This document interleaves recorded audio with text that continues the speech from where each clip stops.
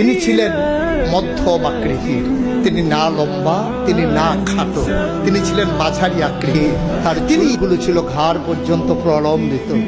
তিনি কখনো বা চুলের মাঝে যখন তৈল দিয়ে আঁচড়াতেন, কোকড়ানো চুলগুলো যখন ঢেউ খেলতো, অবাক বিস্ময়ে সাহাবারা তাকিয়ে দেখতেন, মনে হতো মৃদুমন্দ ঢেউ দেখা যায়।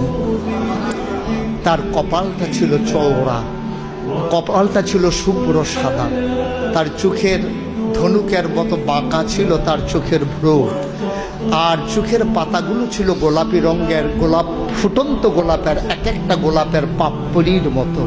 তিনি কখনো বা যখন একটু চোখের পলক ফেলতেন, চোখের পাতাটা যখন নড়ে উঠত, অবাক বিস্ময়ে মানুষ তাকিয়ে দেখত, মনে হতো মৃদুমন্দ বাতাসে যেন ফুটন্ত গোলাপের এক একটা গোলাপ পাপড়ি মনে হয় যেন দোল খাচ্ছে।